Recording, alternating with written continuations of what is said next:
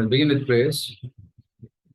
Om Jnana Timirandasya Jnanjana Sharaka Chakshurum Militam Yam Tasmin Shri Guruve Namaha Nama Om Vishnu Padaya Krishna Krishna Bhutale Srimate Bhakti Vedanta Swami Namaha Namaste Saraswati Devi Gauravam Charini Nirvishesha Shunyavadi Paschatya Deshatarani Jai Sri Krishna Chaitanya Prabhu Nityananda Sri Advaita Gadadhar Srivasadi Gaurabhaktavanya Hare Krishna Krishna Krishna Hare Hare Hare Ram Ram Ram Hare Hare.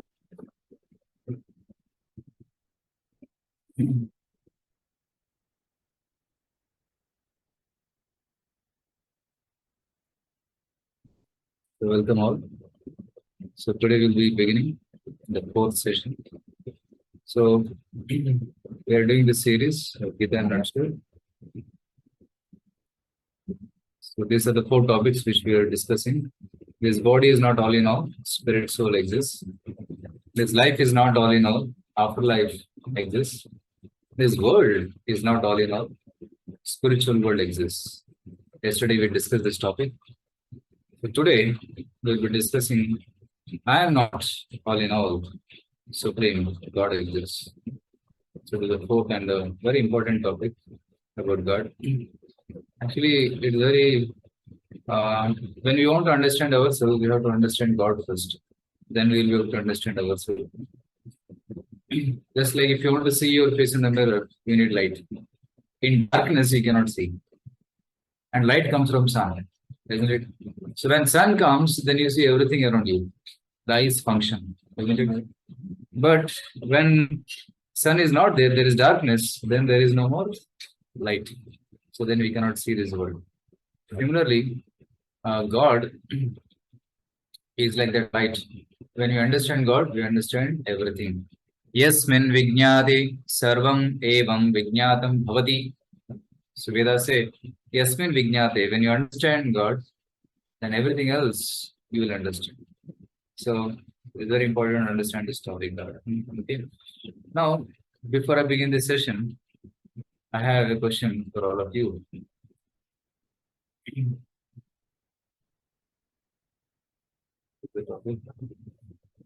So my question to all of you is, does God exist?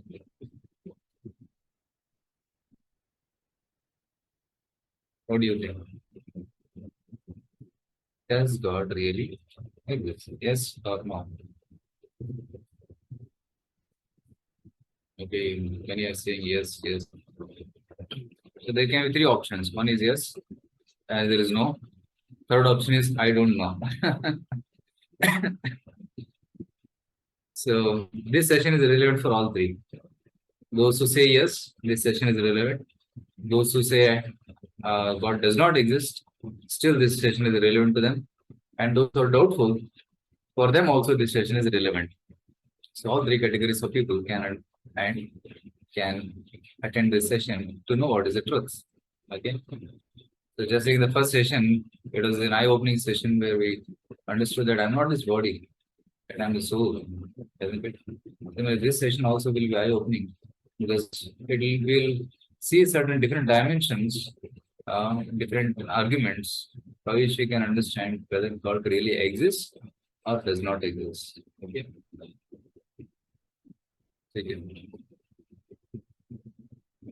So I'll begin today's session. So in this session, I'll be taking a few topics about. First, we'll discuss about does God really exist for a couple of minutes, and then we'll go ahead with the further topic about if God exists, then who is He?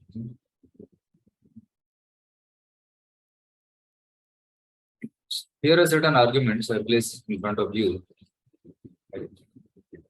A, B, C, D, E, F. A means artistry. Artist implies an artist. B means beautiful organization. C means creator. D means design. E means energy. F means flawless laws. See, here is certain art. And the first one is Mona Lisa, painted by Leonardo da Vinci. And there are other landscapes, photographs, and flower was painted by certain painters, famous painters, and these paintings sell at very costly, millions of dollars. Now, this painting is so valuable, and the painter is very skilled.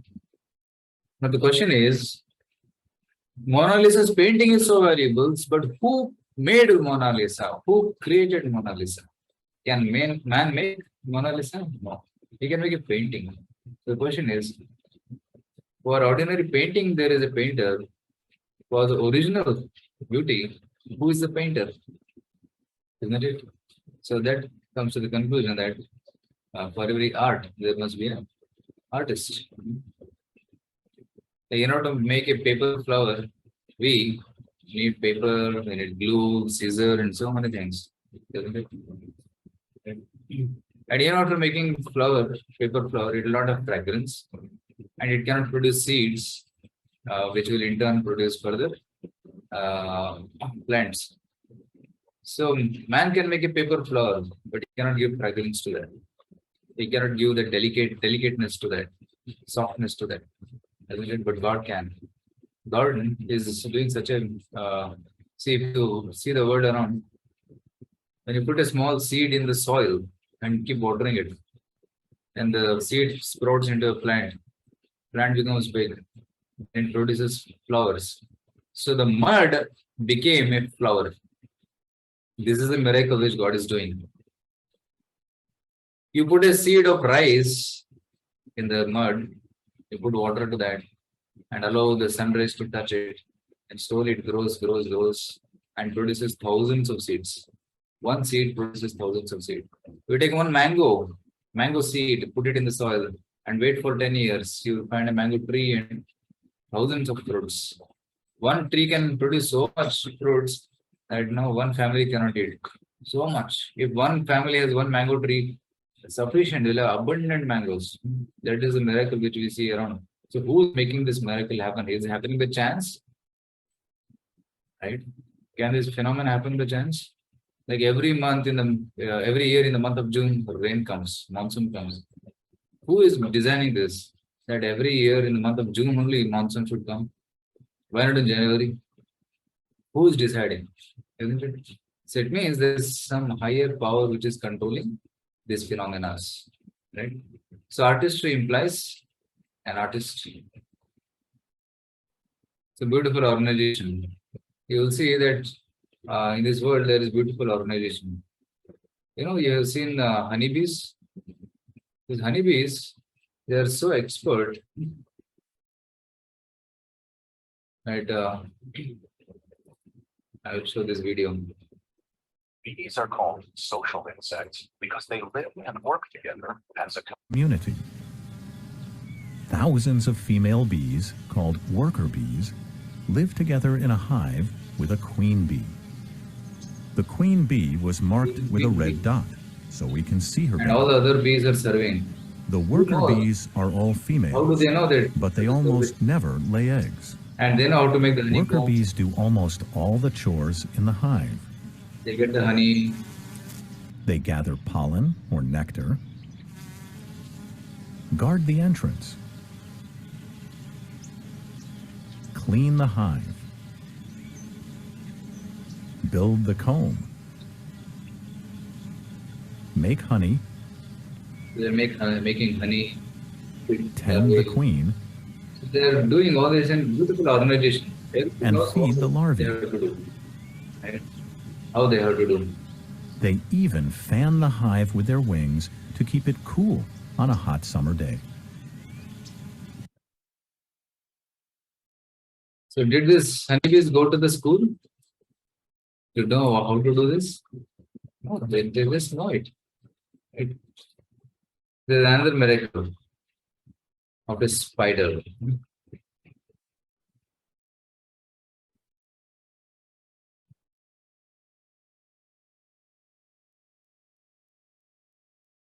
See the miracle of spider. Spider woman. See how the spider is giving out the Like a real It can life make the bridge spider also. woman, she sprays strands of silk in one Now it long, is continuous flow. sending the silk across the river The threads fan out like a sail and drift on air currents blowing across the water. This spider is not Every done few civil seconds, engineering. she crimps the strands together to stop them spreading too widely. The breeze will do the rest, blowing the threads into a single line and a 25-meter bridge. Now she must 25 reinforce meters her bridge because her web will hang from it.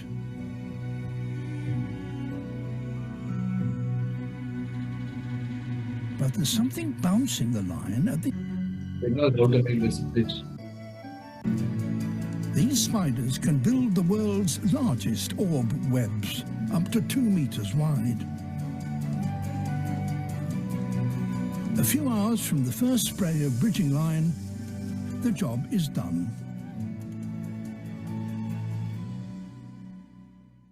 Yeah, it has made the spider web across the river. Did this spider go to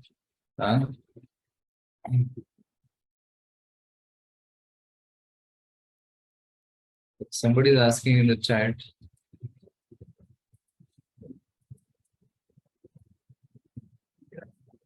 You can send this link to your friends. So this spider is so brilliant it is. Right? It is making such a wonderful bridge and it has not done civil engineering. Right? So it is knowing how to hang the bridge and make it stable. And you will see even the birds know how to make their home. You have seen the birds which make the honey their home nest. It is hanging from the tree. Beautiful it is. Did they go to college to learn how to make the home? No. But by birth they have. It means what? They have been given some intelligence by birth. Who gave the intelligence? Did the mother give the intelligence? No. They have got this intelligence by birth. So the creator has given the intelligence to them. Okay.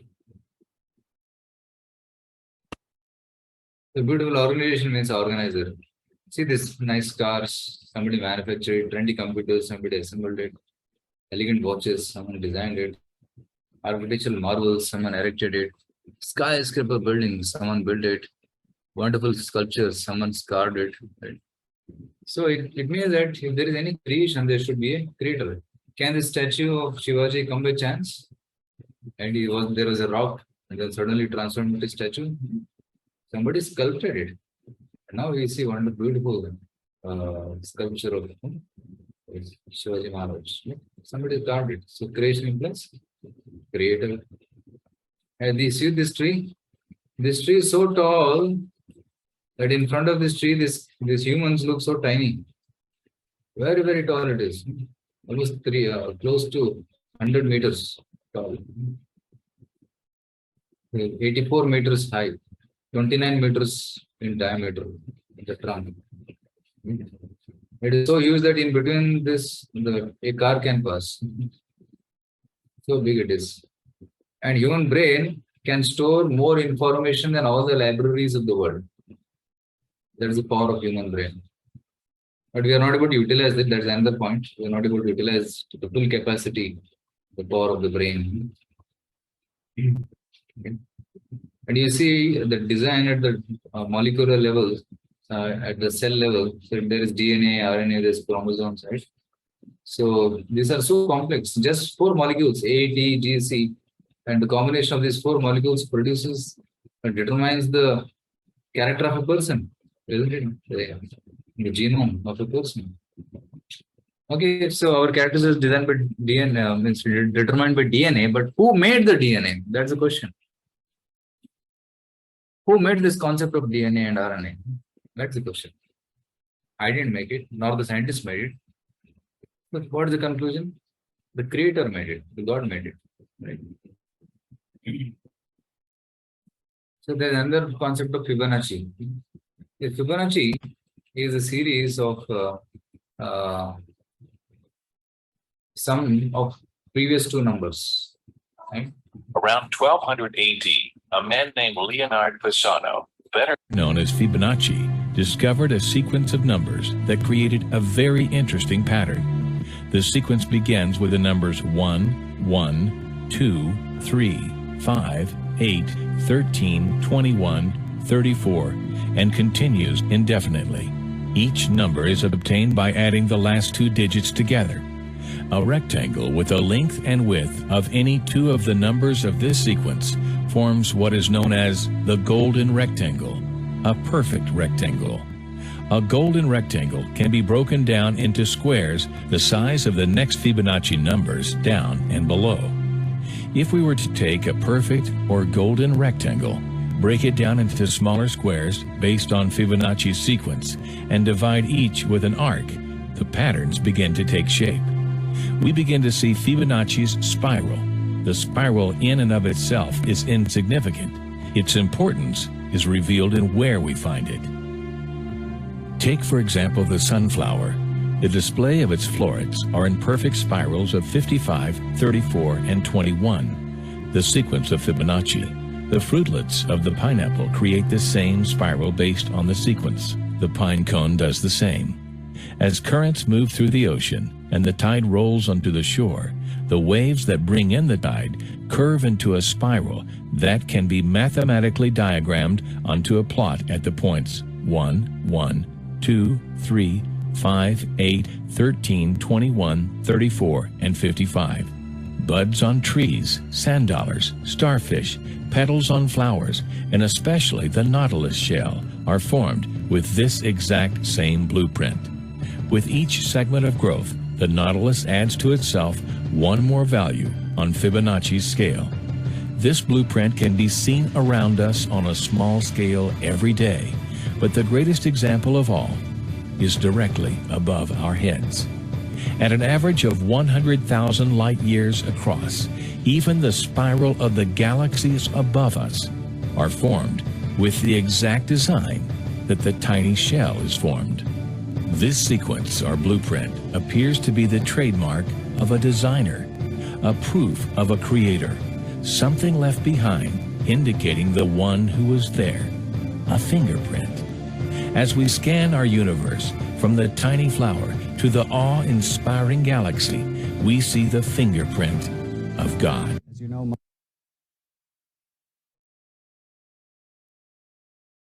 So that's the fingerprint of God. You can see the Fibonacci spiral everywhere, right? In your body, in the flower, in the pineapple. And it means that same pattern is there everywhere. Same pattern. So it means what? That same person has created. For example, if you see Reliance Jio, it means Jio belongs to Reliance. Reliance Smart, Reliance Digital, or Reliance Petroleum, Reliance whatever, Reliance Fresh, whatever. So it means that all this, although have different names, it all belongs to one person who is the owner, the Reliance owner. Similarly, here you can see the same design everywhere. It means what? There is one common creator for everything. And God has put that fingerprint everywhere. It is mine. So that God's fingerprint is there everywhere. So that is Fibonacci. See, to put a small satellite in the orbit, you have to take care of so many things. Orientation, spin, velocity, orbit decay corrections, cosmic radiation, heat dissipation, satellite, Earth satellite distance. All these things have to be monitored. But Earth, which is 6 into 10 to the 21 metric tons, is floating in the space and going around the sun at such high speed. Now, who is in control? Who put the satellite, the Earth around the sun, and also the moon around the Earth? So it is a miracle how these things are happening, right? So to put a small satellite, sometimes it fails also. The satellite rocket goes up and comes down. But we see in God's creation that satellites are going round and round around the sun, but still there is no collision between them. Right? This means that the design, every design has got a designer, isn't it? So that is the conclusion. Have you seen Earth colliding with Moon or Mars colliding with Earth? Or see, sometimes the orbits of the planets they intersect and they pass through each other, but you never heard that any collision happened between planets. So God's creation is perfect. Perfect traffic control is happening. Who is doing that? God is doing that. Perfect traffic control. The energy emitted by sun in 1 second is much greater than amount of energy consumed by human race throughout the entire history. In millions of years, whatever energy you have consumed, that is just a fraction of energy emitted by sun in 1 second. Right? So that's the energy. So who is giving this energy to the sun? Who is making it bright and heat, giving out heat? And of course, scientifically, we can say it is nuclear fusion. Hydrogen is fusing to become helium, then it's emitting energy. So it means that sun is a nuclear reactor, right? Right? Nuclear reactor is very difficult to control. If you don't control the nuclear reactor, it will explode. So nuclear reactors has to be controlled. Uh, Otherwise, it like Hiroshima and Nagasaki, it explodes and destruction happens. So right above our head, there is a nuclear reactor in the form of sun, but it is controlled. Who is controlling that reaction? Who is controlling the nuclear fusion in the sun? It is not exploding; it's going. It has been going on. It has been emitting heat and lights in millions of years, and it will continue to emit heat and light for further millions of years without any problem. There's unlimited energy in this world. God has given that unlimited energy. There is no shortage, right? So who's doing this? God is doing this. So energy implies energetic. Sun's energy is coming from energetic sources. God. Then you come to laws, flawless laws. Like when you go to the college, every college has a timing. 9:30 you have to report. Who made this law? Right? Principal made this law. Similarly, driving. So in India, you have to drive on the left side. In America, you have to drive on the right side. Who made this? Government made this, right? Even International Cricket Council has got rules for cricket. A game without rules is no game at all. Football game has got rules. Cricket has got rules. Table tennis has got rules. Even running race has got rules. So who made these laws? The particular body makes the laws. And similarly, there is periodic law. Who made this law that each element should fit in a particular table in a particular way? Right? There will be gases on one side, there will be metals on one side, there will be inert elements on the other side, then there will be heavy metals somewhere, and then there will be nuclear metals somewhere, right? So who made this? That is God's creation. Right? Physics also is a law, right? So physics laws like A is equal to m into a, force is equal to mass into acceleration. So who made these laws? Of course, Newton discovered the law of gravity, the law of gravitation. Because of gravity, whatever goes up will come down. So we call it as Newton's law of gravitation. But is it really Newton's law? What do you think? Is it Newton's law? I would put it like this.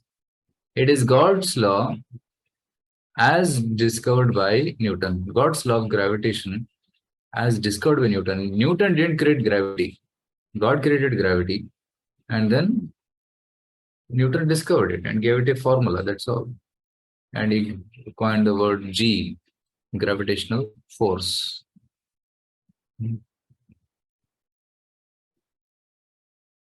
Laws of optics are there, laws of thermodynamics are there. So law means a lawmaker.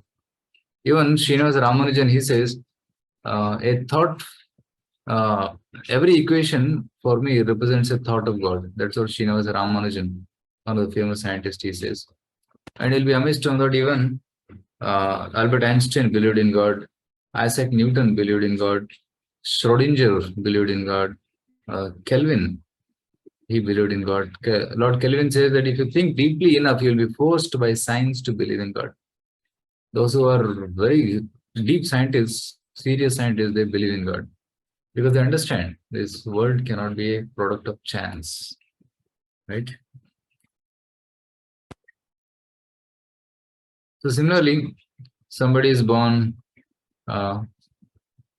See, somebody is born beautiful, not somebody is ugly, somebody is handsome, somebody is not so handsome. Born rich, born poor, somebody becomes a doctor, somebody becomes a coolie. Right? Are these also by chance? No, God has made another law for this. What is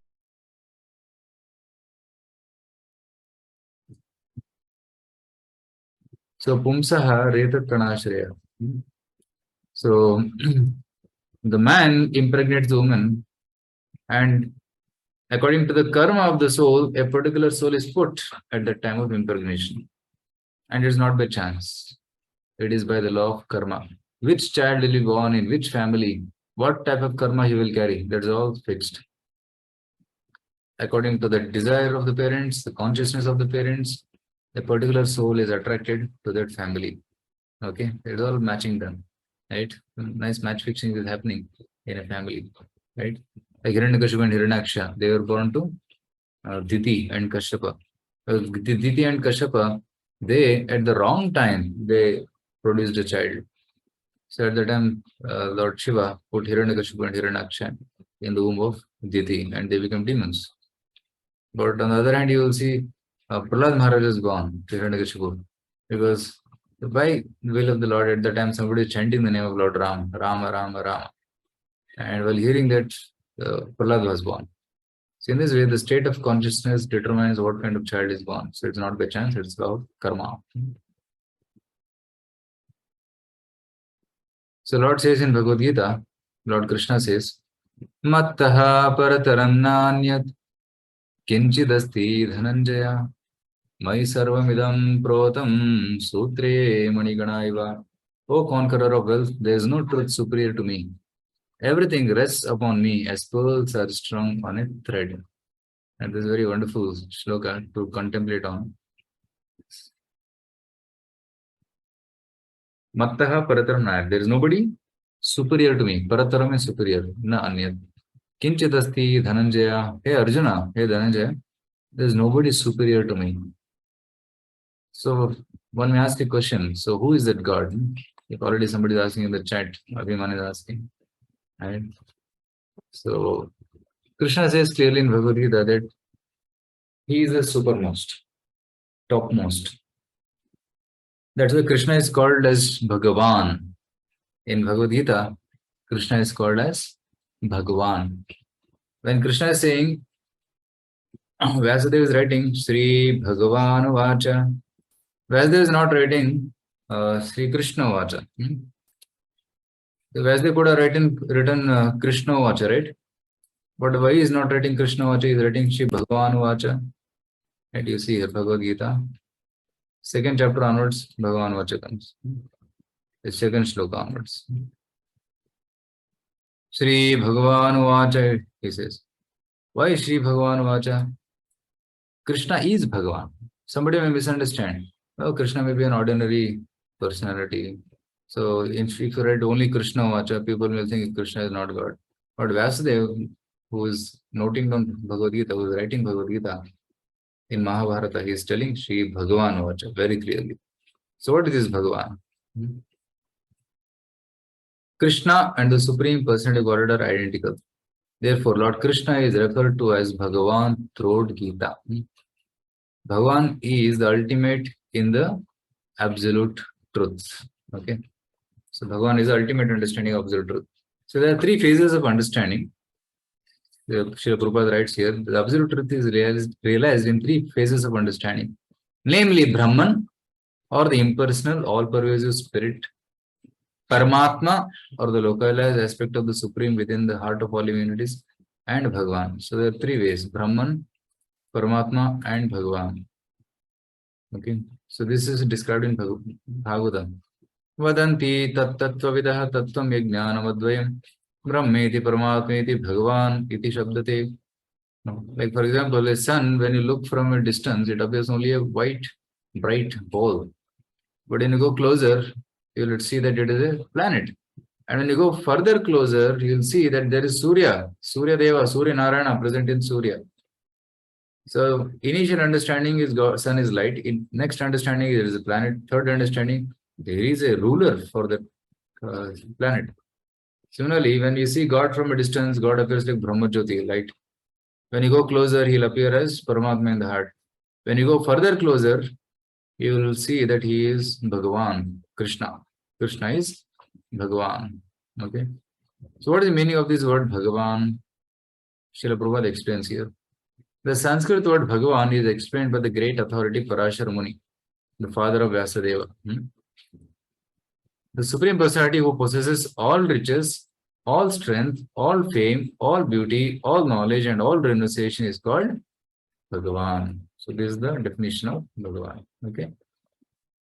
Aishwaryasya samagrasya viryasya yashasya shriya jnana vairagyashchaiva shannam bhaga itingana. Right? Riches, strength, fame, beauty, knowledge, and renunciation. So this is God. One who got all these six in full extent, he is God. Some people may be rich, but they are not beautiful. Some people may be very beautiful, but they are not intelligent. Some people are intelligent, but they don't have money. So you'll see in this world, some people have one quality, but not other qualities. Right? Somebody's name may be Padmalochana, but he may be blind. Right? Somebody's name may be Sundari, but she may be ugly. It's possible. So the name and the qualities do not match in this world. But Krishna is one who has got all these six qualities in fullest extent. So that is Bhagavan. Right? Is it clear? Bhagavan means one who has got all these six qualities in full. So Krishna and Bhagavad Gita is telling that he is supreme. There is nobody superior to him. You may say, oh, Krishna is telling about himself, says big words. Now, if a Prime Minister of India says, I am Prime Minister, is there anything wrong about it? Prime Minister, I am Prime Minister. Krishna is telling, I am God, because he is God. Nobody has ever claimed himself to be God. No Devata. Neither Indra, nor Chandra, nor Varuna, nor Vayu, nor Brahma. Brahma also never said that I am God. Krishna is the only person who has declared clearly in Bhagavad Gita that I am God. In fact, you will see even Brahma, Vishnu, Brahma, Shiva, and other devatas, they worship Lord Vishnu or Krishna.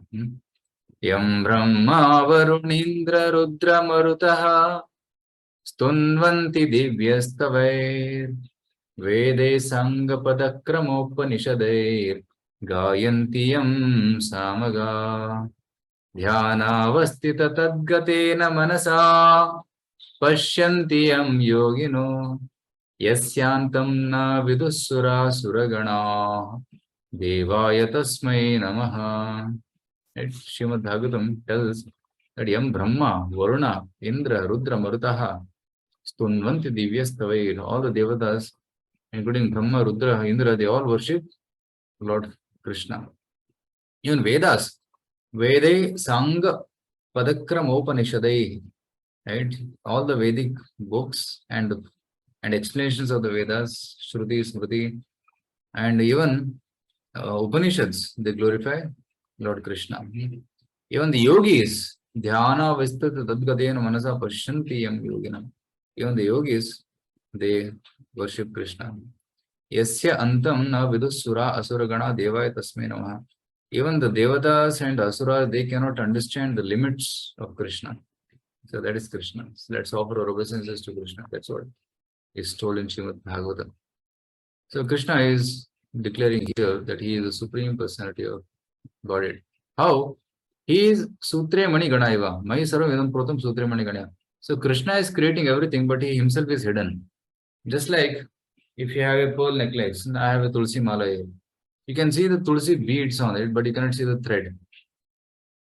But thread is the one which is holding the beads. Or if you have a necklace, you will have the thread inside on which the pearls are strung. Similarly, Krishna is the common thread who is holding the entire creation, but the thread is invisible. Krishna is invisible. Sometimes he manifests to us. Those who have devotion, Krishna is visible to them. And those who do not have devotion, Krishna is inaccessible to them. Naham prakasha sarvasya yoga maya samavrata. Krishna says in Bhagavad Gita, I am not revealed to everybody. Only to those who have devotion, I revealed to them, he says. So another verse in 10th chapter.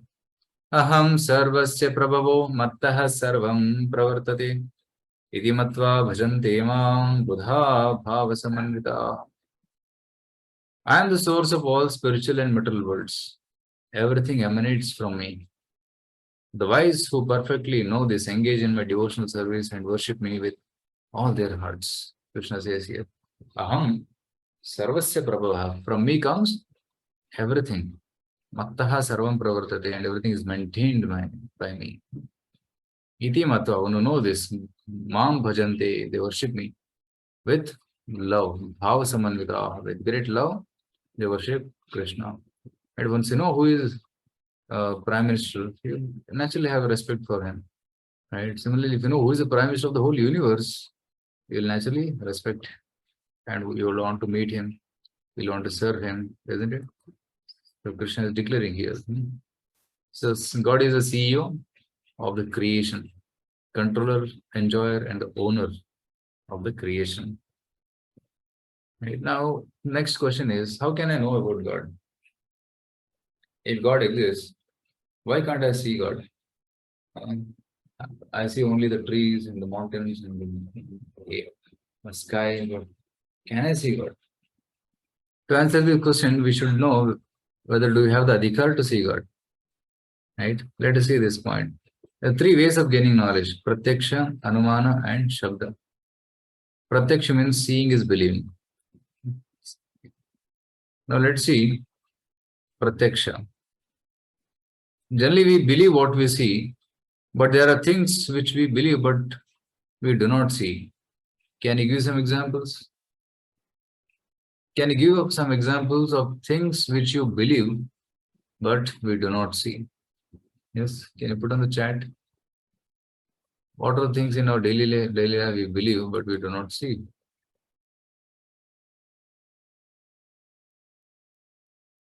Air. Okay, Vijay Krishna is telling air. Yeah, air we cannot see, but we can feel. When you switch on the fan, you can feel the air. Omkar is saying ghosts. Oh, you're taking a new topic. Ghosts we can't see, but they exist. Omkar believes in ghosts. Pankaj says trust. Okay. Virus, yeah. Lokesh says virus. You cannot see the virus, but you believe. When you get fever, you believe. Pavitra says brain or intelligence, bacteria, microbes. Correct. I am an electronics engineer. I study electronics. So electron is something which you cannot see, right? That's also an example. We cannot see electron, but we can understand the presence of electron by its effect. When you touch the electricity line, immediately it gets stopped. Electrons are flowing, right?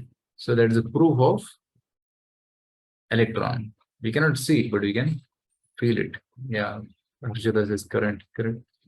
So you cannot see it, but you can feel it. You know its presence. Kushal is telling soul, yeah. We cannot see the soul, but by seeing the consciousness, we can understand. Soul is present, isn't it? So consciousness is the symptom of soul. Similarly, God also is present, but we may not be able to see him. Is seeing believing? See, this person, this rod is appearing to be bent. Is it really bent? It's not bent. There's a refraction phenomenon. This person is appearing to be fat in this mirror. Is he really fat? No. There's a, I think it's convex mirror. So it's appearing to be fat. So we cannot get perfect knowledge through our senses because our senses are imperfect. We have 4 defects. We have imperfect senses. We have tendency to be illusion and tendency to commit mistakes and cheating propensity. These are the 4 defects human being has. What is imperfect senses? Our eyes can see only in the range of 400 to 700 millimicron. Violet to red, violet, indigo, blue, red, all this visual. Only that you can see. Infrared, ultraviolet we cannot see. So our eyes are blind in that range. In your room right now, there are ultraviolet rays, infrared rays, but you cannot see them. Means you cannot see those objects. Like you cannot see ghosts because they are in a different light. You cannot see them. But dogs can see it. Sometimes in the night you see dogs howling, barking. At nothing, they are barking. But they are seeing something which we cannot see, isn't it? And our ears are deaf outside the range of 20 hertz to 20 kilohertz. Ultrasound, infrasonic, we cannot hear. But other animals like elephants, dolphins, they can hear. Dogs can hear. And one may say, okay, I'll use an instrument like telescope to see. Eyes are imperfect, I'll use telescope. But even if you use telescope, you have to read the data through the eyes only. So still, the knowledge which you gain is imperfect. Right? If you taste orange and then you taste sugar, sugar appears sour. But you take orange and then take lemon, then lemon appears sweet. Why? Because illusion. There the tongue is getting illusion. Right? Sometimes you take 3 buckets of water, 1, 2, 3. One is hot water, one is normal water, and is cold water. So you put your hand in warm water, then you put the hand in the normal water. Normal hot water appears cold. You put another hand in the cold water, then you put the same hand in the normal water. Normal water appears warm. It's same water, but once it appeared cold and then it appeared warm. But illusion. Right? Now you see these photographs. What do you see in this first photograph here?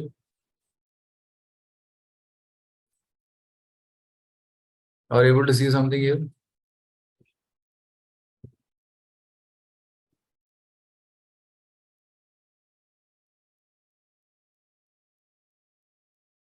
Okay, Raghavan is saying triangle. Triangle. But for your information, there is no triangle. There is only this cut sectors. The triangle is an illusion. The triangle does not exist. It's an optical illusion. You see the second photo on the right side. Right? What do you see? Are you able to see? There are 2 images here in the same one.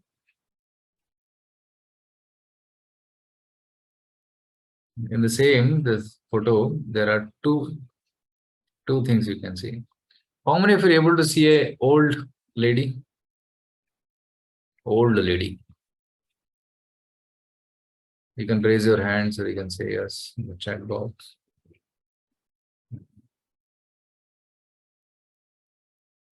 Old lady. Okay, Lokesh says yes. Maybe others are still wondering where is that old lady. How many of you are able to see a young lady? Okay, Satya is also saying. Okay, Pankaj is saying young lady. Okay, okay, Lokesh, many are saying young ladies. Okay, old lady is invisible. See here. So the old lady, this is the nose of the old lady. This is the lips of the old lady. This is the chin of the old lady. This is the eyes of the old lady. So this is she's looking down like this. As the old lady. And young lady is here. This is the nose. This is the chin. And she's looking like this sideways. So that is also another the optical illusion. And here also you will see one old man and one old woman facing each other. But there is also another. There is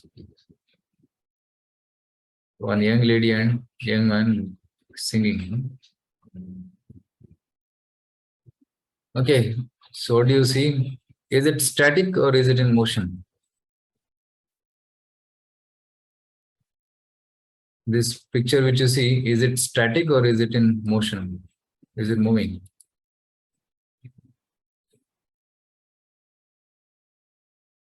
It is static, but we are perceiving it as moving. It is not moving. It is an optical illusion. It is static, but obviously, yeah, Kedar got the point. Yes, thank you. Who is taller? Right. The rightmost one appears to be taller, but actually all are same height. You focus on the dot in the center and move your head a little bit front and back.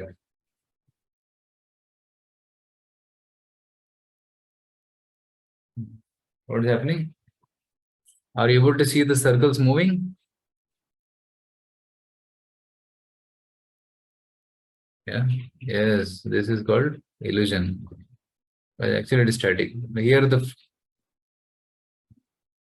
flowers are appear to be moving, rotating. They are rotating, but actually they are static. The illusion, we are seeing that which is not.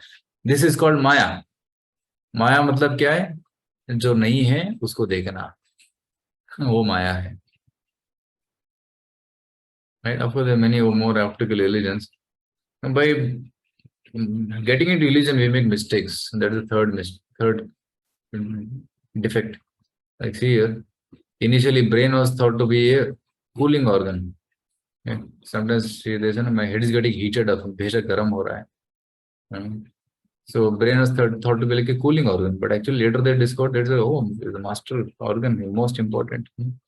And pituitary gland was considered as a vestige, but now they know it is a most important gland, master gland.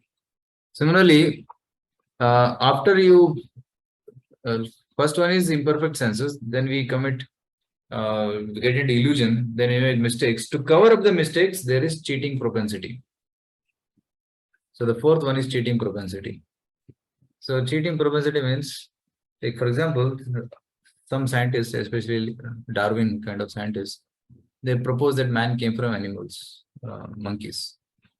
Now, to prove that, there should be a connecting link between man and monkey. But even after centuries, they could not discover a connecting link. And Darwin wrote his book in 1857 or so, long back. And then for many, many decades, there was no connecting link which they found between monkey evolving into a human. But then in 1912, they made up some link.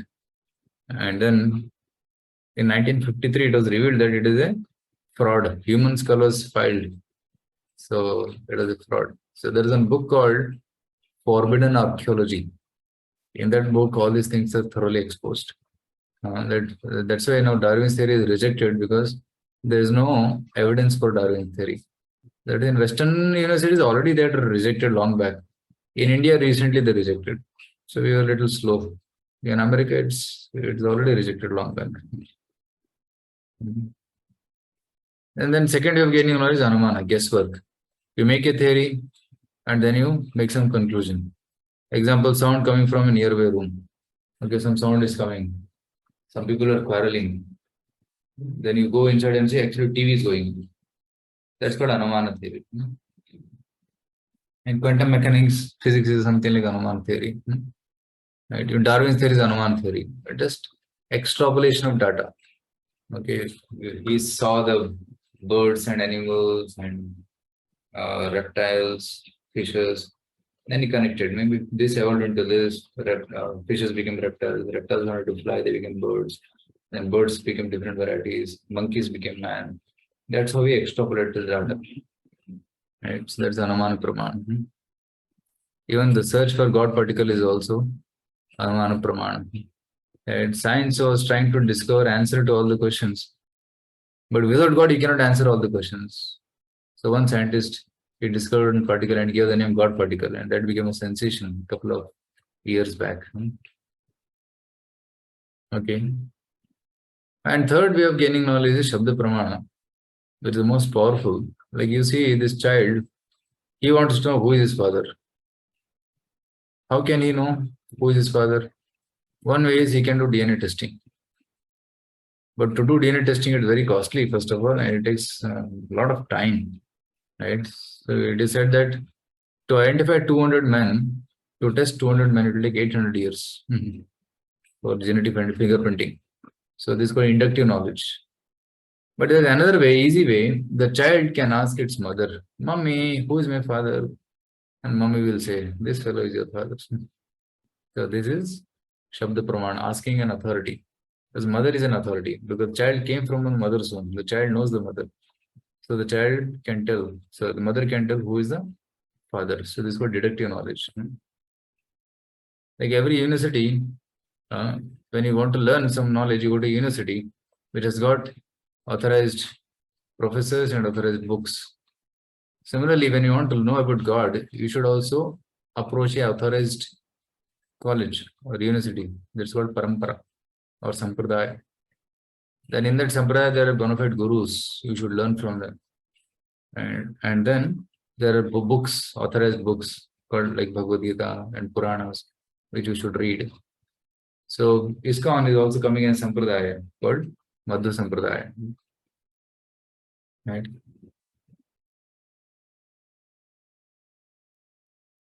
See, scriptures also talk about future. 5,000 years back, Vedas were written by Vyasadeva, and they predict about the future, right? That Buddha came 563 BC or 2,500 years back. Chanakya came 370 BC. Ashoka 300 BC. This was written 5,000 years back. Means around 3000 BC, Vedas were written, and then they're going to tell what is coming in the future. Lord Chaitanya Mahaprabhu's appearance was predicted in Mahabharata, and Prophet Muhammad and Jesus Christ is also mentioned in Bhavishya Purana and Atharva Veda. Right. So Vedas also say that plants have life. Recently, scientists have discovered it. JC was discovered it. Embryology is already mentioned in Srimad Bhagavatam. Cow dung and benefits of cow products like cow urine and milk and ghee is already mentioned in Vedas. And recently, scientists are discovering that cow dung has got antiseptic properties and cow urine has got medicinal properties. And it can cure cancer also, right? Right, Ayurveda, Yoga, Vastu, organic farming, Sanskrit language, Viman Shastra, astrology, so many things are there in. Right? Evam parampara praptam imam rajarshayo viduhum sakale neha mahata yogo nashta parantava. This Vedic knowledge was given in parampara praptam. Krishna says this in Bhagavad Gita 4.2. And to establish this parampara, Krishna comes again and again. Right? So we have to understand Gita by approaching a bona fide parampara. See, in market there are about 500 varieties of Bhagavad Gita. 500 people have commented on Bhagavad Gita. But only those books which come in parampara, they can give the true knowledge. Otherwise, people are writing books like My Gita, Gita as I understand, allegorical Gita.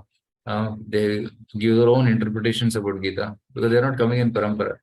They're just taking Krishna's words and doing their own interpretation. But when you read in parampara, then that can transform our heart. See, Lord Krishna gave knowledge to 4 people. Lord Brahma, from him came Brahma Sampradaya, in which Madhvacharya is one of the prominent acharyas. Then he gave knowledge to Lakshmi Devi. And Ramanujacharya is one of the main acharyas in Lakshmi Sampradaya. Then he also gave knowledge to Lord Shiva, from which Rudra Sampradaya started, and Vishnu Swami is one of the famous acharyas in Rudra Sampradaya. And then Lord Brahma gave knowledge to Krishna gave knowledge to Chatush Kumaras, from which came Kumara Sampradaya, and Nimbarka Acharya is one of the famous acharyas in that Sampradaya. Okay, so these are the 4 Sampradayas, bona fide. Sri, Brahma, Rudra Sanaka, Chatvari, Kshiti Pavana. So these 4 Sampradayas purify the entire world by distributing spiritual wisdom. And the knowledge which you are learning today is coming from this parampara. Krishna gave knowledge to Brahma, to Madhvacharya, right? To Narada, and to Vyasadeva, to Madhvacharya, then many acharyas down the line. Then Srila Prabhupada, who is the founder of ISKCON. And then all of us, we are also learning and teaching this wisdom. So this coming in parampara. See, Vedic knowledge is so vast. Okay, so vast. There are Shrutis and Smritis. Shruti is that which is word to word, same, never changed, and it is directly given by Krishna. That is 4 Vedas, Yarug, Yajur, Atharva, Sam. Then they have subcategories. Then Upavedas, Vedangas, that is Shrutis. And then Smriti is an explanation of the Shrutis. Okay. So like when you explain something, you may change the words, you may use some examples and stories which are relevant. That is Smriti. So there's ritual sutras, tantras, pancharatras, puranas, itihasas like Mahabharata, Ramayana, and Shad Darshanas. So Vedanta, Mimamsa, Nyaya, Vaisheshika, Yoga, and Sankhya. So these are the 6 darshanas. So this is the vast Vedic knowledge which is available to all of us. And Bhagavad Gita is like the essence of all this Vedic knowledge. Okay. So that completes this topic of third topic of fourth topic, which is I am not all in all. There is a creator. There is this world is created by somebody. It's maintained by somebody, and it is also being will be destroyed eventually by the creator. So he is the supreme Lord, right? And who is that? Krishna says in Bhagavad Gita that Krishna is the supreme Lord. Even Lord Shiva accepts Krishna as the supreme Lord. The Lord Shiva says, Shri Rama Rama Ramedi Rame Rame Manorame Sahasranama Tattulyam Rama Nama Ranane. Even Lord Shiva is absorbed in chanting the names of Lord Rama. Rama and Krishna are same, there is no difference. Rama, Krishna, Vishnu, they're all same. So even Brahmaji is accepting Lord Krishna as the Supreme. Ishvaraha Paramaha Krishna Satchidananda Vigraha Anadir Adir Govinda Svarakaran Karanam. See, God cannot be two, God can be one only. Like one Prime Minister, many cabinet ministers. So Krishna is like the Prime Minister, and there are so many cabinet ministers. One is Home Minister, another is Energy Minister, Transport Minister, Water Minister, like that. So Surya is like Energy Minister, Varuna is Water Department, Indra is Rain Department, Chandra is Night Light Department. So in this, there's so many cabinet ministers, they control different departments, right? There is no, some people say Hinduism, so many gods, whom to accept? 33 crore देवता हैं, ऐसे बोलते 33 कोटि देवता हैं. But actually there are devatas, many devatas, but there is only one supreme God, right? So, and all these devatas are working under him. So one God is Krishna.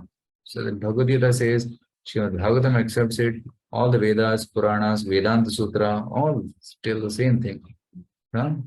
Krishnastu Bhagavan Swayam. That is the truth. Now, after knowing who is God, now how to attain God. Right? And in one of the previous sessions, we discussed that easiest way to attain God is through the process of yoga. There is Karma Yoga, Jnana Yoga, Ashtanga Yoga, Bhakti Yoga.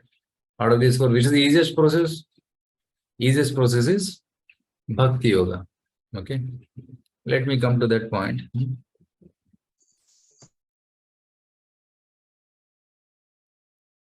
I'll just explain that in every yoga, there are different paths for self-realization.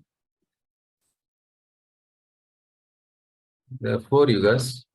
Satya, Treta, Dwapara, Kali. There are 4 yugas.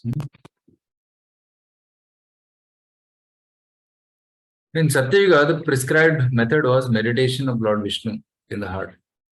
We sit for meditation for a long time and control your breathing, control your pranavayu, activate your chakras. Finally, come to the stage of meditating on Vishnu in the heart.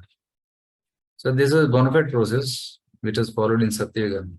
But in Kali Yuga, it is not practical because we don't have a long life and we don't have bodily strength to do such kind of yoga practice. Then there is Treta Yuga. Treta Yuga is performing expensive sacrifices. Okay. So like doing Ashwamedha Yajna. Lord Ram did so many Ashwamedha Yajnas.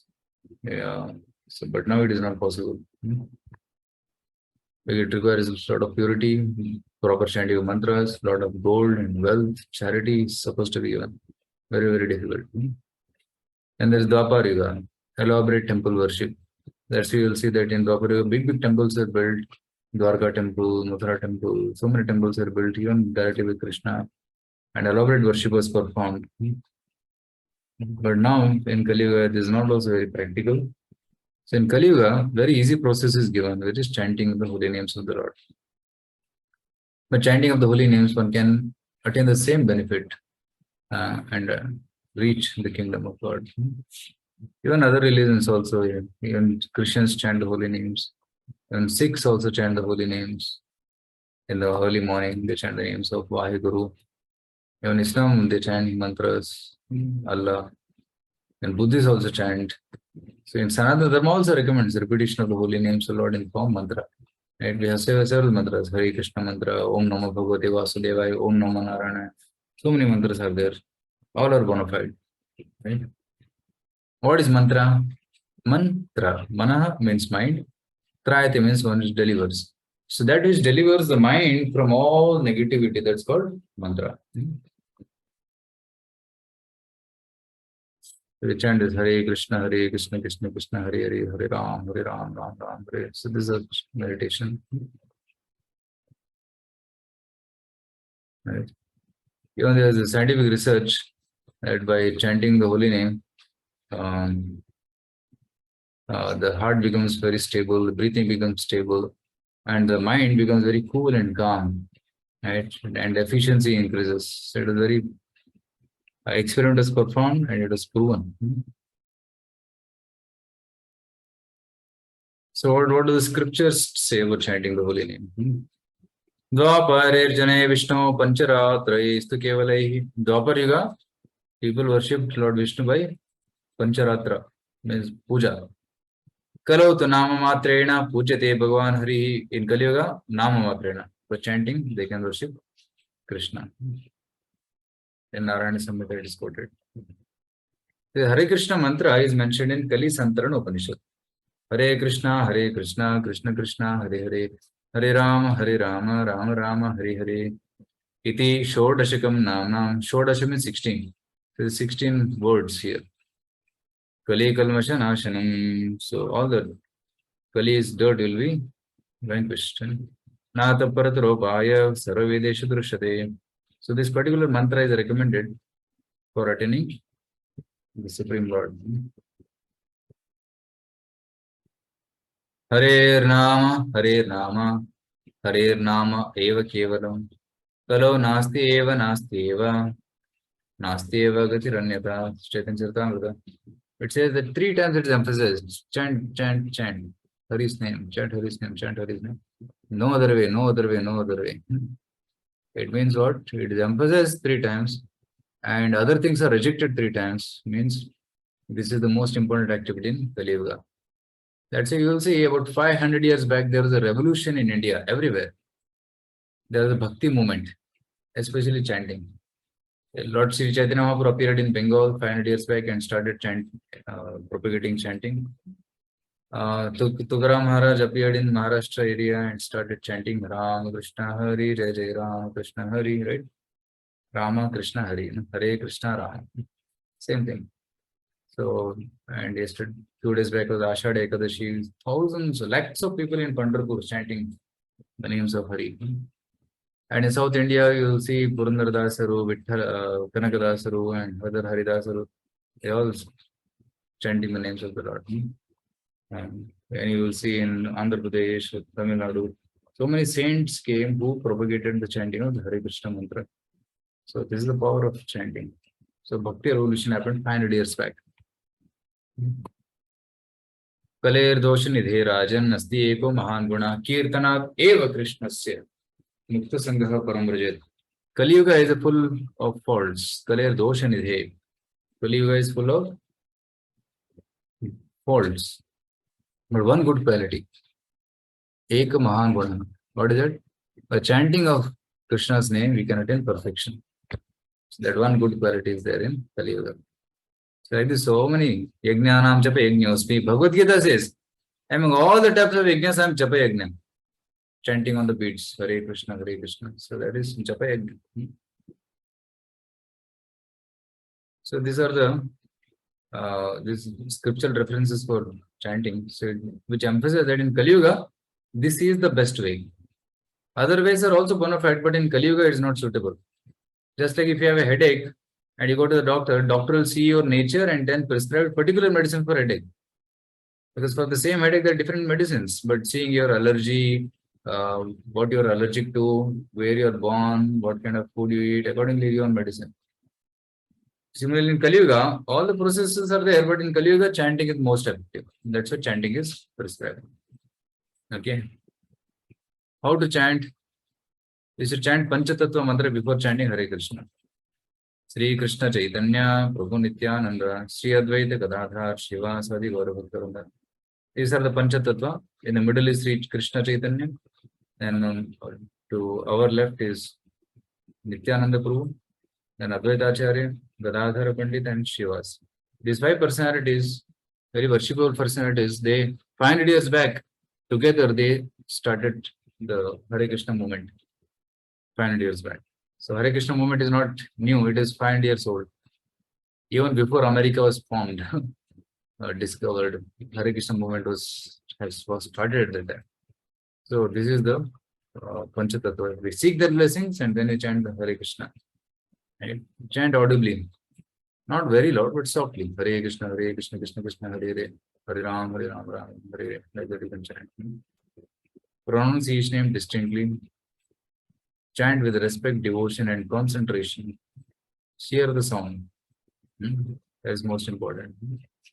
You can chant in any place, sitting or walking, facing any direction. No restrictions. Chant anytime. But early morning is the best. Brahma Muhurta is the best. You can chant either before or after taking bath. Best is after taking bath. Keep count while chanting. If you have money, you can keep chant on money. If not, you can count on figures. 1, 2, 3, 4, 5, 6, 7, 8, 9, 10, 11, 12, 12 are there. So you can count on left and right hand. Then you can count 1 or 8 times. Don't. One should not chant only a portion of the mantra. Hare Krishna, Hare Rama. ऐसा नहीं. Full बोलना चाहिए. One should not chant on Krishna bead of the Japamala. There is one extra bead. That is an extra 109th bead. One should not chant on that. Don't read and chant. Don't see the newspaper and chant or mobile and chant. Chant exclusively. So you can do chanting also. It's Kirtan, Murdan Karta. This Hare Krishna family is doing nice Kirtan.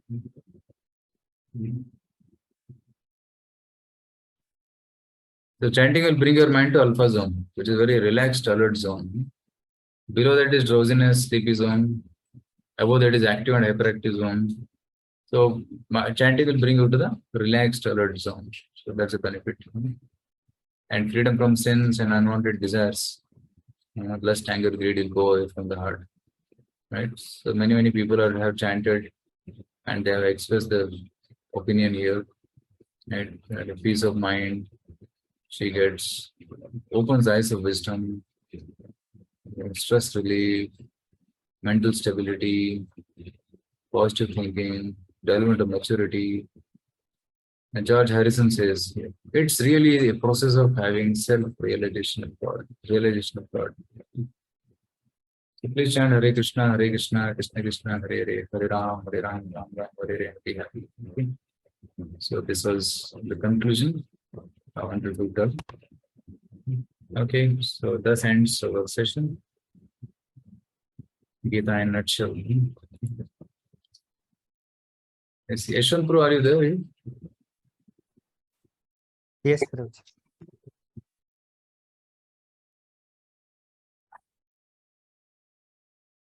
So Gita in nutshell course is over. Then what next?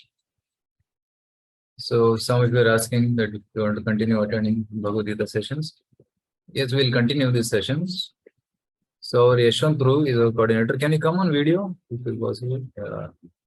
So he is a very nice practitioner of Bhakti Yoga. So he is a graduate from NIT Surat and MTech he did there. And now he's working. He's working with Oracle Technologies. And of course, in between this class, he had a meeting, so he had to go. He was not present for some time. He's working and also he's volunteering for such programs. And he has been practicing this process for last 4 to 5, more than 5 years. And he's also regularly chanting, reads Bhagavad Gita. He also takes Bhagavad Gita sessions. So from tomorrow onwards, he is starting a half an hour, that's time bound, half an hour Gita reading. Okay, Bhagavad Gita reading. I showed you this Gita. It is online also. If you want, you can purchase the book also. That is vedabase.in. That has got many. If you go to the home page, there is Bhagavad Gita here. And then there is a book. Whatever is there in the book, it is here also. So setting the scene, dedication, preface, introduction, like that. So from tomorrow onwards, there will be a Gita reading session where we will start from reading the introduction of Bhagavad Gita and then eventually continue to the chapters of Bhagavad Gita. So every day 20 minutes reading and 10 minutes of Hare Krishna chanting online. So that Yeshwant is ready to do. So I recommend this that all of you can spend. Like every day you eat 3 times. Each time eating takes 15 to 20 minutes. So every day we spend more than 1 hour eating only. And we spend 6 hours sleeping. Then we also do some exercise, sports, and so many things. So why can't we spend half an hour, right? So Yashwant, what time you plan to do? From 8:30 to 9. Okay. So in the evening, before you go to bed, 8:30 to 9 in the evening, you would like to do this. So Yashwant will take, and I will also take once in a week. I will take one session. I am yet to decide on the date. I'm just going to see my calendar because the next 1 week, 10 days also is a little extensive traveling for me. I'm in different place every day. So for next 10 days, I'm near Shumaga today, then tomorrow I'm in Bangalore 2 days. Then I'm going to Odisha, then going to Kolkata, then going to Mayapur, then again coming back on 16th. So till 16th, it will extensive travel. I'll fix a date once in a week and I'll let you know. And I will continue sessions like this. This was just a warm up. There are many things to be known. So we'll discuss that in future. So I recommend you start this daily 20 minutes of Bhagavad Gita reading, which is a nice food for the soul, followed by 10 minutes of chanting with Yashwant Prabhu will take. And I will take once in a week. And if you have any queries, you can contact me. I'm also in the WhatsApp group, in the same group. Maybe you can make me admin so that I also get to see that. Somebody can contact me. I may not pick up calls all the time. Today, 10 people called me. I could not pick up the calls. Text me, and when I'm free, I can respond to that. And when I'm free, I may call you back. Okay. Okay. So now we can take some question answers. Yes, correct. The first question is from Omkar. Prabhuji, in the Vedas, there is a shloka, Na tasya pratika asti. What does this exactly mean, Guruji? So, na tasya pratima nasti. Pratima means image. Tasya means gods. Tasya pratima nasti means what you, there is no image of God. That's what it means. But you have to understand, see, there are contradictory statements made in the Vedas sometimes. But you have to understand properly what is the context in which it was spoken.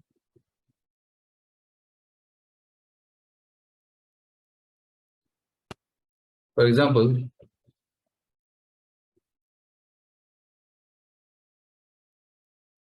so God is called as Nirguna, but he is also called as Saguna. What is Nirguna? Nirguna means no qualities. Right? He has no form. He has no hands, no legs, like that they say. Right? And the Saguna means he has got qualities. Now, God is addressed as Nirguna some places. God is addressed as Saguna some places. What does it mean? No quality. Nirguna means no material qualities. God has no material qualities. Like he has no tinge of Sattuguna, Rajaguna, Tamaguna. In this material world, we are affected by Sattuguna, Rajaguna, Tamaguna. Nirguna means he has no influence of Sattuguna, Rajaguna, Tamaguna. He is not bound by them. He is free from them. So Bhagavad Gita also tells that God is beyond the three modes of matter nature. Maya Dakshena Prakriti Suvete Sacharajaram. Under God's direction, the Prakriti functions. He is not controlled by the Prakriti. He is the controller of Prakriti. Mama Maya Duratya. Krishna says there is my Maya. It's no material qualities. Saguna means he has all spiritual qualities. Okay. Okay. No material qualities means Sattva, Rajas, and Tamas are absent. Okay. And he has no material form. So that is also Nirguna. Nirguna means no material form. What is material form? Made up of earth, water, fire, air, ether. So God's form is not made of earth, water, fire, air, ether. It's not a product of three gunas. Saguna means what? He has all spiritual qualities. He has a spiritual form made up of Sat, Chit, Ananda. So that is Satchidananda form. So God has a form, but that is spiritual, Satchit Ananda. Right? There is a book called Brahma Samhita. In Brahma Samhita, it is mentioned in the first verse only. Where is it? Brahma Samhita, Brahma Samhita, Brahma Samhita, Brahma Samhita. The first verse. Eshvaraha Paramaha Krishna Satchidananda Vigraha Anadiradir Govindaha Sarvakarana Karanam. Satchidananda Vigraha. Vigraha means what? A form. God has a form, but that is Satchid Ananda Vigraha. It's not material. Okay.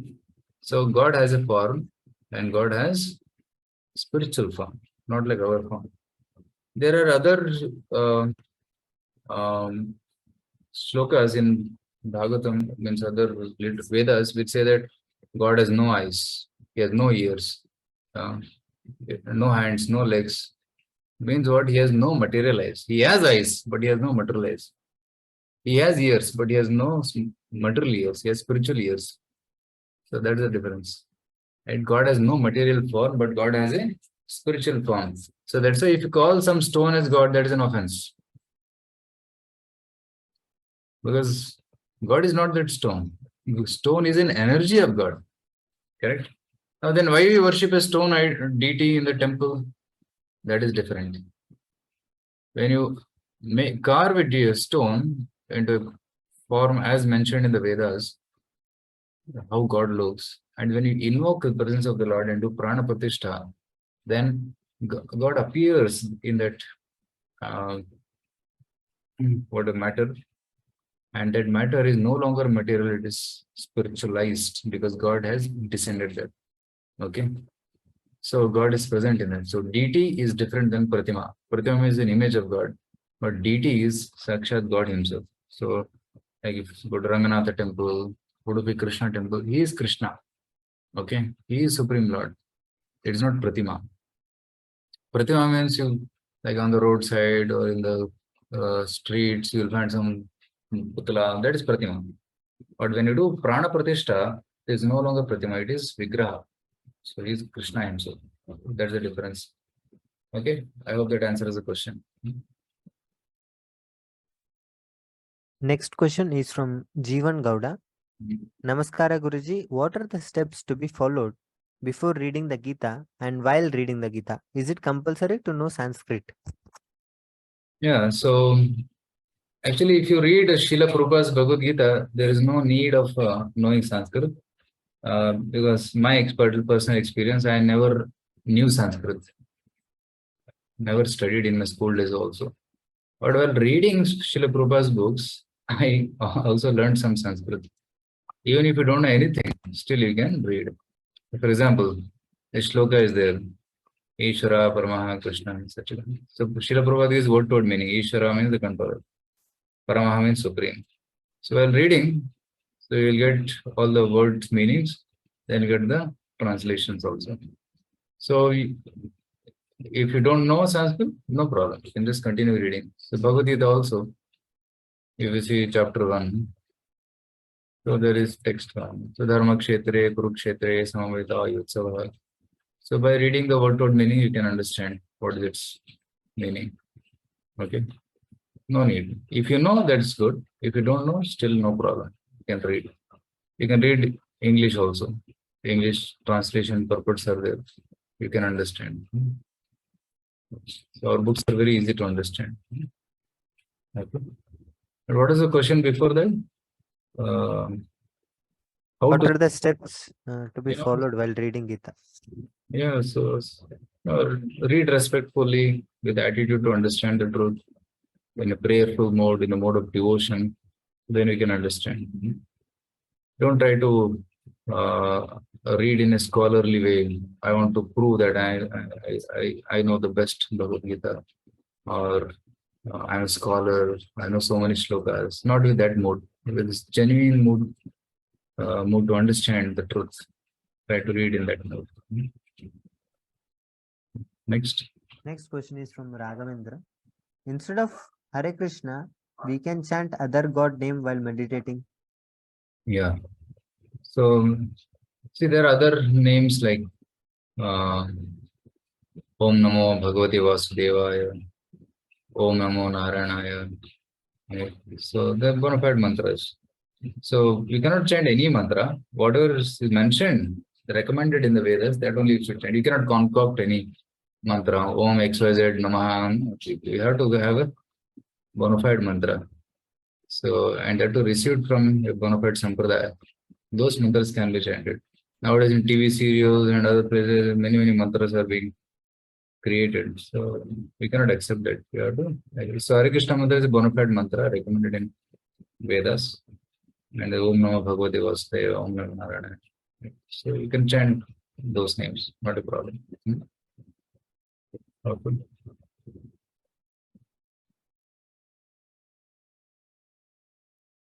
Okay. Next question is from Dia.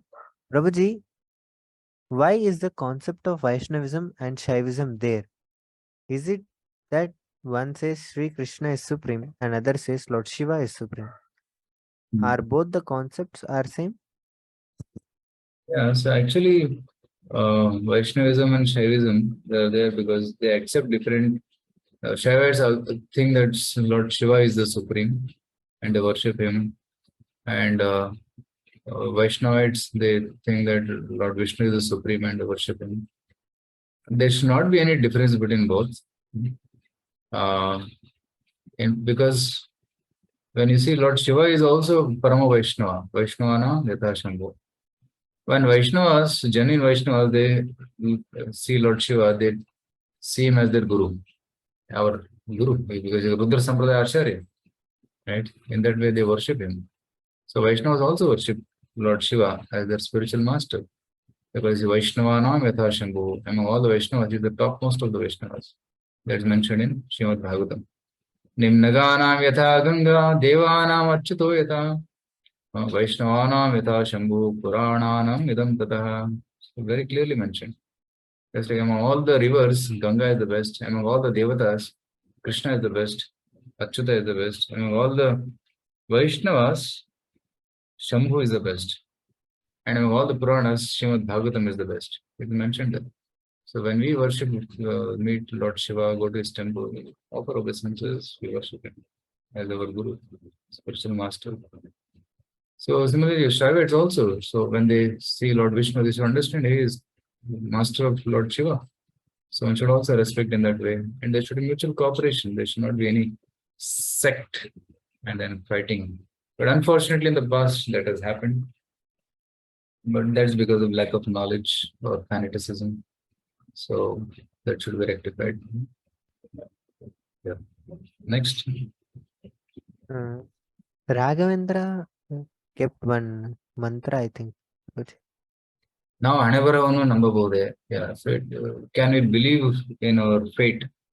Yeah. Hanebharam, that is written in the forehead. Yeah. Who has written that? Nave Bardidal. Bere Bardidala. We only wrote it. Right? So we only wrote it and we are only responsible for it. What we did in the past is your Hanebhara now. Right? In the past, whatever is we have done, that is coming back as our karma, which is written in how much suffering, how much happiness I'll enjoy. That is all written here. And that is going to come. So we have to put faith in that. It exists. Right? Some people think Brahma is written. No, we have only written our own Hanebhara. Okay. Next. Next question is, what is the real reason behind evolution of human beings? Yeah. I mentioned this Darwin's theory of evolution. I think it's connection to that. So Darwin's theory of evolution says that one species changed into another species. Fish became reptiles, reptiles became birds. That's what he says. So, but that is not the right understanding. According to Vedas, the soul evolves through different species. According to Darwin, the body itself changes, but according to Vedas, the soul evolves. There are 84 lakh species. Like last time I mentioned. Jalaja Navalakshani, Sthavara Lakshavimshati. Right?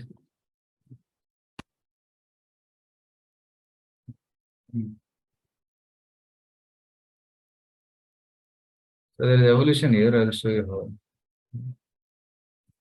So 9 lakh of aquatics and 20 lakh of trees and plants, and then 11 lakhs of insects. Sorry, one pound. Right? Krimisha Rudra Sankhya, 30 lakh beasts, animals. Right? Dasharakshani Pakshinam, 30 lakh of birds. Okay. So, and then what remains is 4 lakh of humans. So total 84. So these are fixed. Number of aquatics is fixed. So the soul can enter into aquatic species.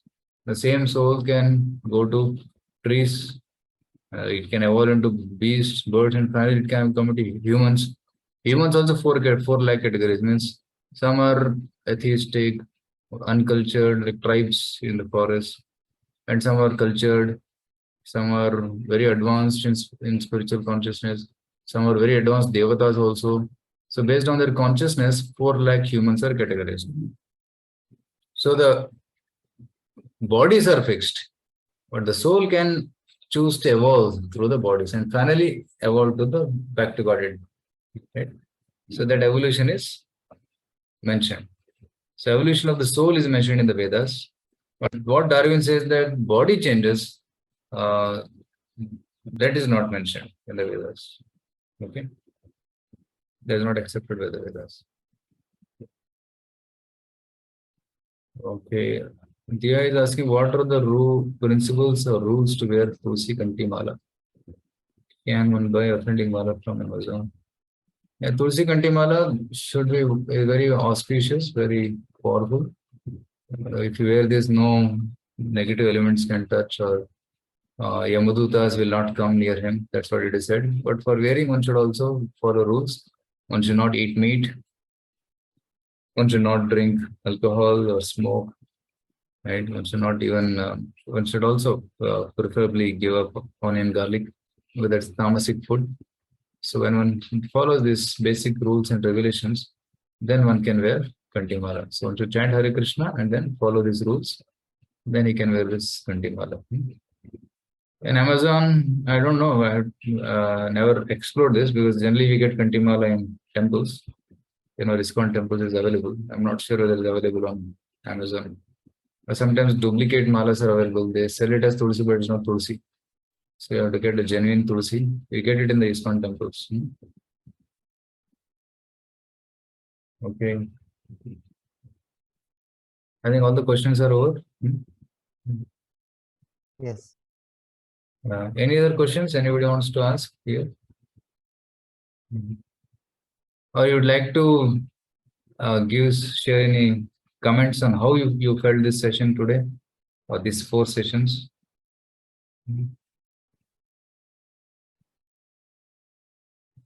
Like to hear from you how you felt this course.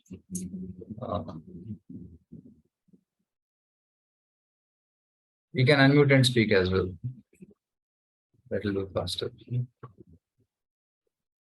So all those who attended this course, what did you like? How you felt? Okay.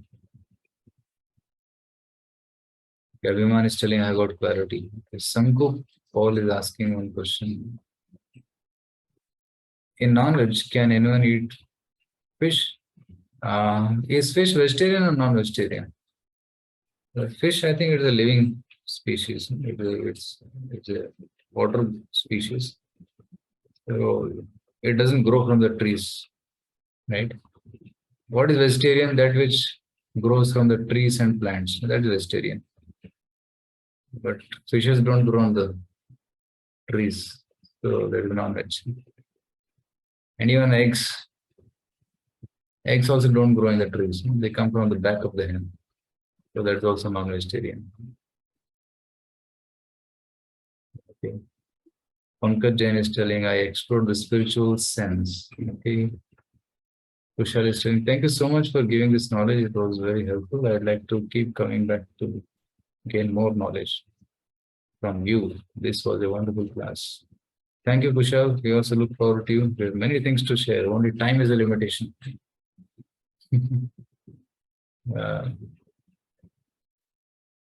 Lokesh is telling me about combination of yoga and bhakti.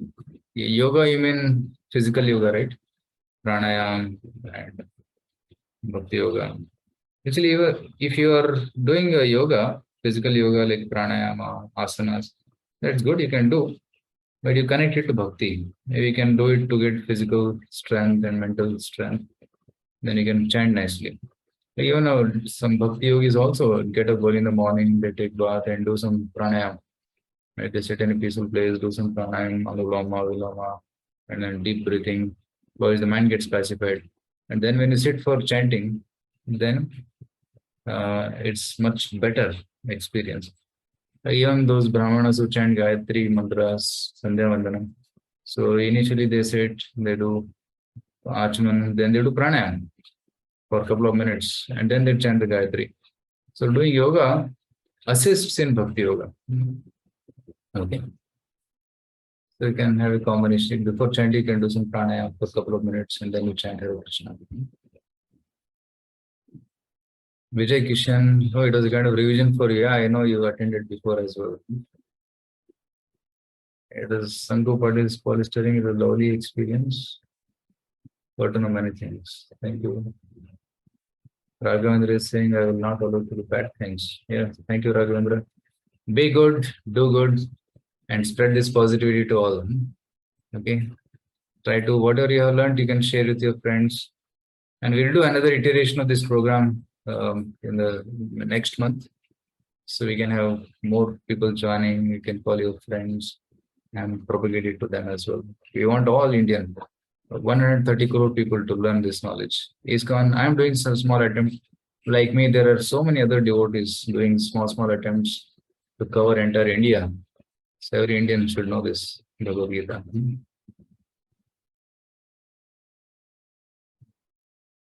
Thank you. Pankaj is asking how to become Hare Krishna and Seva. Yeah, you can come to our temple. Do you stay in Bangalore?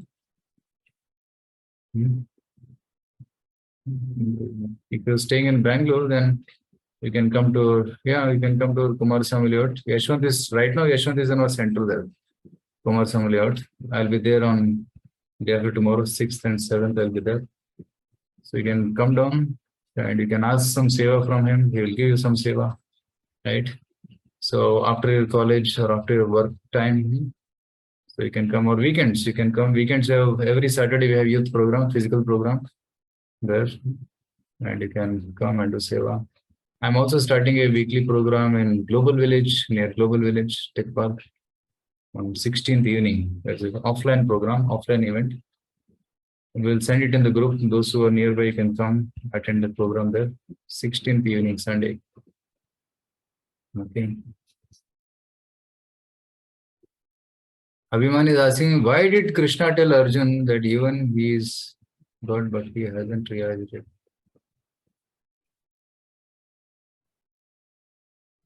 I'm not understanding this question. Is Krishna telling Arjuna that you are God? There is no such statement in Bhagavad Gita. Krishna never told Arjuna that you are God and you have not realized it. No, this statement is not there in Bhagavad Gita. I read Bhagavad Gita several times. So this may be a statement from some TV serial also. But such statement is not there in Bhagavad Gita. In fact, Krishna telling Arjuna that you don't remember many lifetimes. What happened? Yeah, everyone is saying, I saw it in television. That is wrong statement. That is not there in Bhagavad Gita. Okay. What statement is there? I will tell you. बहूनि मे व्यतीतानि जन्मानि तव चार्जुन तान्यहं वेद सर्वाणि न त्वं वेत्ता परन्तप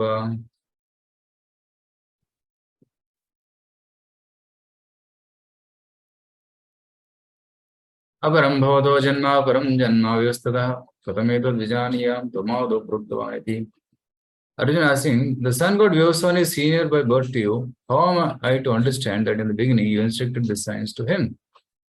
Actually, Krishna told that, Arjuna, I am telling Bhagavad Gita to you, the same thing I told the sun god millions of years back. Then Arjuna immediately asked, Hare, tum to abhi paida huye ho?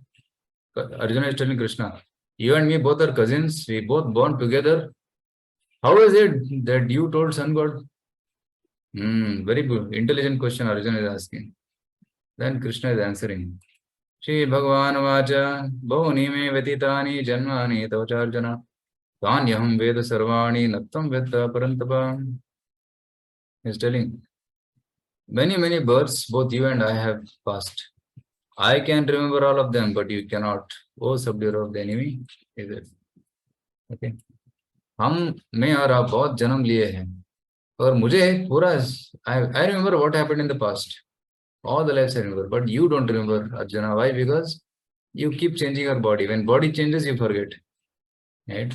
So that's why that's the difference between God and Jiva. Soul is very tiny, it forgets. But Krishna can never forget. His memory is powerful, permanent. This is what was told by Krishna to Arjuna. Krishna never tells Arjuna that you are God. Krishna says Krishna is God. And Krishna says, Arjuna, that you are my part and parcel, you are my tiny fraction. Arjuna can never be God. We all can never be God. Some people have another misunderstanding that actually we are all gods, but now we have forgotten. And after attaining mukti, we realize that we are God. This is also not given in Bhagavad Gita. This concept is not given in Bhagavad Gita. Krishna says in Bhagavad Gita, we are eternally his servants. See, for everything I am telling now, I am quoting shloka. So you can again refer to this video and get references so that you know what I'm speaking is authentic. Oh, internet is not working.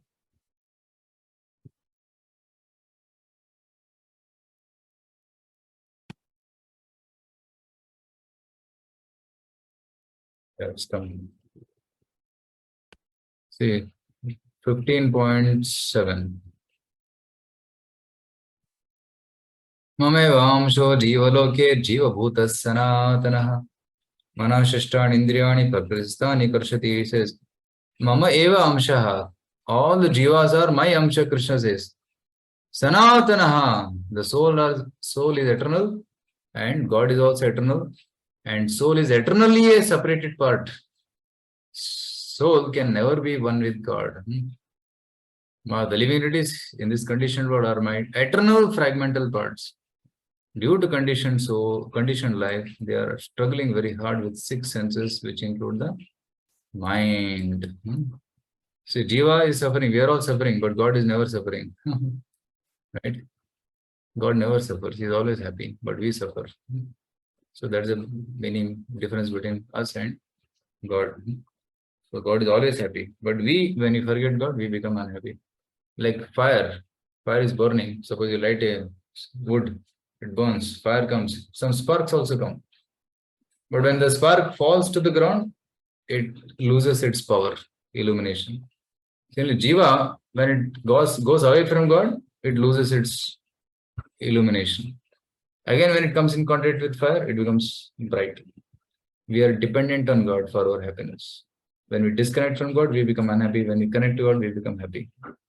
So that is a real understanding. So we are not gods. We are tiny servants of Krishna. Okay. So Raghavendra asking, what is the meaning of Aham Brahmasmi? Yeah, Aham Brahman Asmi. I am spiritual. Brahman means spiritual. God is Param Brahman. I am tiny Brahman. Right? We are also Brahman. God is also Brahman, but God is Param Brahman. We are small Brahman. So tiny Brahman cannot be equal to Param Brahman. There's an ocean of water and a drop of ocean water.